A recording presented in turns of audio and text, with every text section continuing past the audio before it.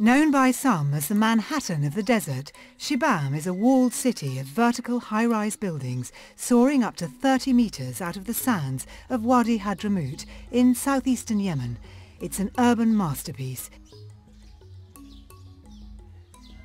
Incredibly, these 7- and 8-storey towers were built 500 years ago, long before concrete and steel, using the area's most common material, mud from nearby riverbeds. But mud is a building material that needs regular maintenance. Even in Yemen's arid environment, mud brick construction can become fragile if left unchecked for long periods.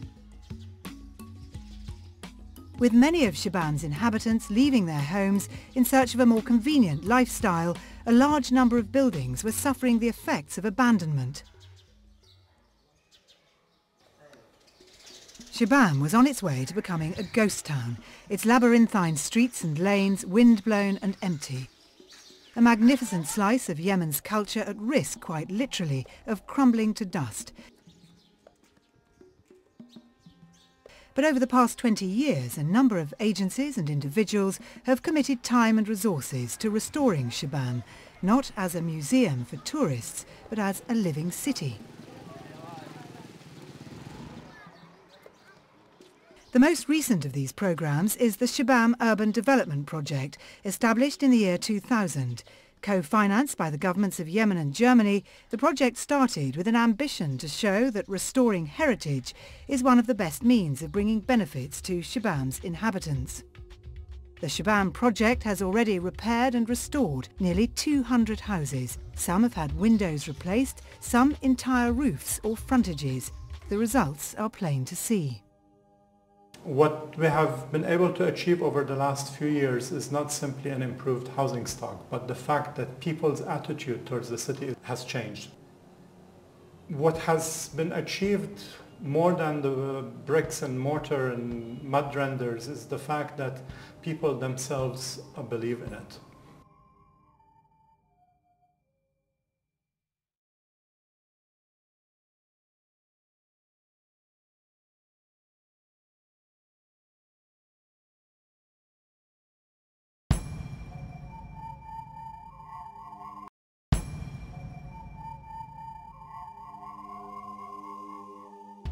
An oasis at the heart of Beirut's downtown, Samir Kassir Square sits on a small site bounded by buildings on 3 sides and a road on the 4th. It was created with one simple aim in mind. We tried to really come up with something that can engage with the city and at the same time offer sort of a sanctuary for people that live around here and work around here. The square was commissioned by Solidaire, the Lebanese company for development and reconstruction. It's part of their plan to revitalise Beirut's central business district, which, like the rest of the country, had been torn apart by 15 years of civil war. The architects set about revitalising the space to create a peaceful atmosphere far removed from the traumas of war. A reflecting pool was built along the street side of the park. The sound of cascading water helps to drown out the city's bustle, while the reflections make the park seem bigger than it actually is. Behind the pool are 2 ficus trees, reputed to be among the oldest in Beirut, an expression of the history and memory of the place. The trees, with their sculptural forms, are the centrepiece of the square, providing shade for passers-by. A bench made of local Kur limestone provides a resting place for local residents and weary travellers.